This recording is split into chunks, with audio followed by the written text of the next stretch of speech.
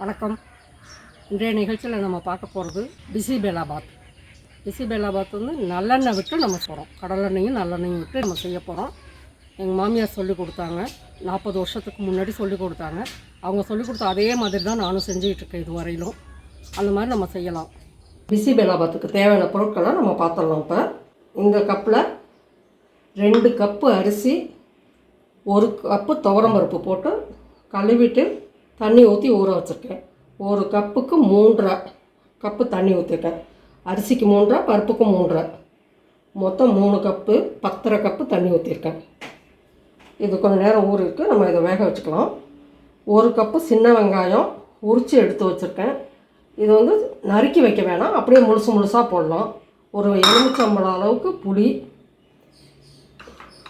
இதில் வந்து நமக்கு பொடி வறுக்கிறதுக்கு தேவையான பொருட்களை பார்த்துடலாம்.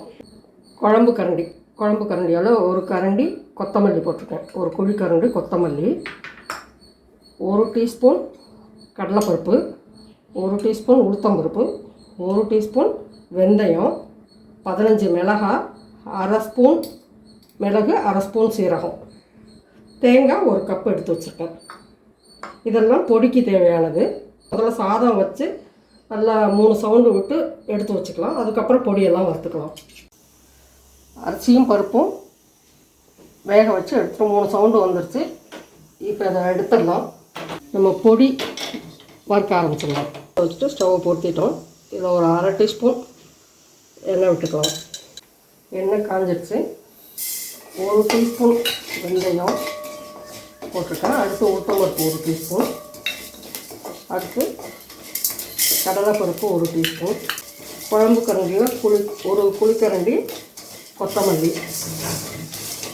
வெந்தயம்லாம் லேஸ் பொரிய ஆரம்பிச்சிட்டு இந்த நேரம் நம்ம மிளகும் சீரகமும் போட்டுடலாம். 15 மிளகாய் எடுத்து வச்சுருந்தேன். மிளகாய் போட்டு இந்த வறுத்து தனியாக எடுத்து வச்சிடலாம். அப்படியே அதே பாத்திரத்தை அடுப்பில் வச்சுட்டு எண்ணெய் விடாமல் தேங்காய் நல்லா கலர் மாறுற அளவுக்கு வறுத்து எடுக்கணும். ஆனால் குறைச்சி வச்சுக்கோங்க. ஆனால் அதிகமாக வச்சுட்டோம்னா அடியில் எல்லாம் பிடிச்சிக்கும். பண்ணலாம். பொன்னிறமாக மாறட்டும்.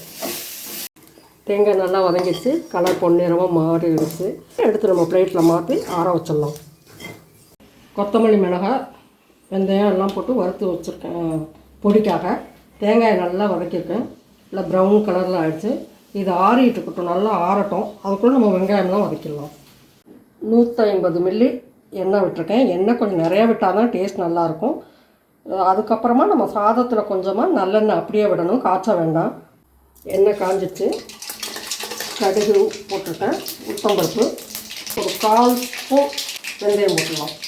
வெந்தயம் போட்டால் கசப்பெல்லாம் இருக்காது, நல்லா வாசனையாக இருக்கும். கடுகு பொரிஞ்சிச்சு, உளுத்தம்பருப்பும் செவந்துருச்சு. இப்போ வந்து வெங்காயம் வெங்காயம் நறுக்கி வச்சுருக்கீங்களா?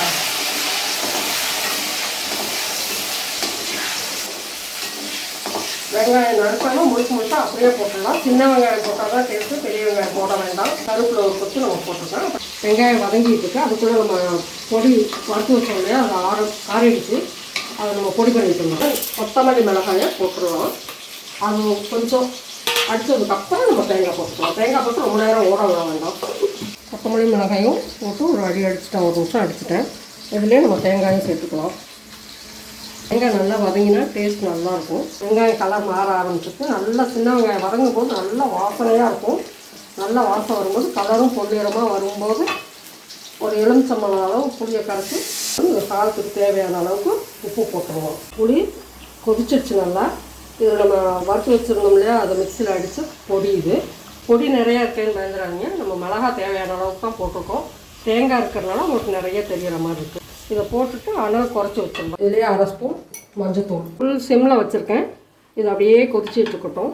அதுக்குள்ளே நம்ம அரிசியும் பருப்பும் வேக வச்சோம், சாதம் வேக வச்சுக்கிறோம்ல, அது ஒரு கலர் இல்லை.